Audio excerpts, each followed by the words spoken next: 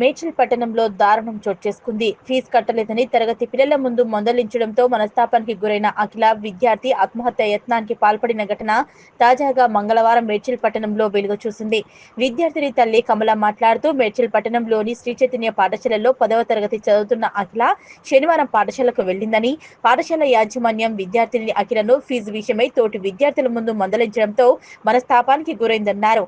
పాఠశాల యాజమాన్యం అఖిలను అందరి ముందు విమర్శించడంతోనే లోపల కుమిలిపోతూ మనస్తాపానికి లోనై సోమవారం ఉదయం ఉరివేసుకుని ఆత్మహత్య యత్నానికి పాల్పడిందని అన్నారు.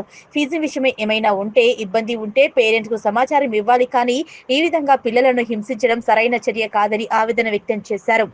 అఖిల పరిస్థితి విషమంగా ఉందని సికింద్రాబాద్ యశోద ఆసుపత్రిలో వెంటిలేటర్ పై చికిత్స పొందుతూ బుధవారం మృతి చెందినట్లు తెలిపారు.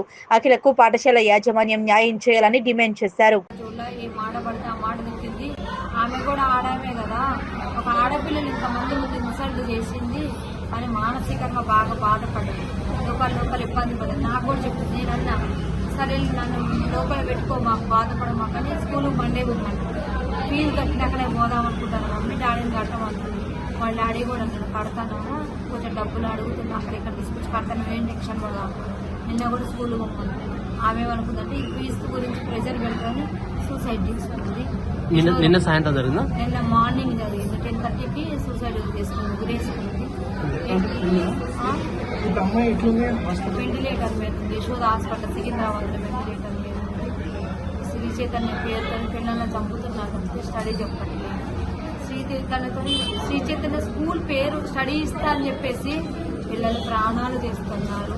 నాలాంటి ఎంతో మంది తల్లిని కడుపుకోతుండే చూస్తున్నారు. నేను దండం పెట్టి చెప్తాను, అలా ఎవరు కూడా మీ పిల్లల్ని ఆరోగ్యం చూసుకొని మాట్లాడండి. కాళ్ళు ముగ్గురు స్కూల్ అని చెప్పేసి పిల్లలు ప్రాణాలు తీసుకున్నారు. మా పాప స్కూల్లో 10th క్లాస్ అవుతుంది. Sri Chaitanya school Medchal branch. మా పాప పేరు అఖిల, వాళ్ళ అమ్మ నా పేరు కమల. 10th క్లాస్ అవుతుంది. ఫీజు గురించి సాటర్డే రోజు ప్రిన్సిపల్ మేడం పేరెంట్స్ మీటింగ్ పెట్టింది. ఆ మీటింగ్లో పేరెంట్స్ అందరూ వచ్చారంట. మేము జాబ్ చేస్తాము, మా హస్బెండ్ కూడా జాబ్ చేస్తాడు, అయితే ఫీజు గురించి మాకు ఫోన్ చేసినప్పుడు మేము కట్టమన్నాం. పాపని అందరి ముందు ఇన్సల్ట్ చేసిందంట. మీరు ఫీజు కట్టరు, మీరు అది కట్టరు, మాకు ఈఎంఐలు ఉంటాయి, మీరు ఫీజు కట్టకపోవడం వల్లే మాకు శాలరీలు కరెక్ట్గా ఇవ్వటాలా, మీ ఈఎంఐ పే చేసుకోలేకపోతాను, మీరు ఫీజు కడితేనే మేము ఈఎంఐలు పే చేసుకుంటామని పాపని చాలా తిట్టిందంట. Principal madam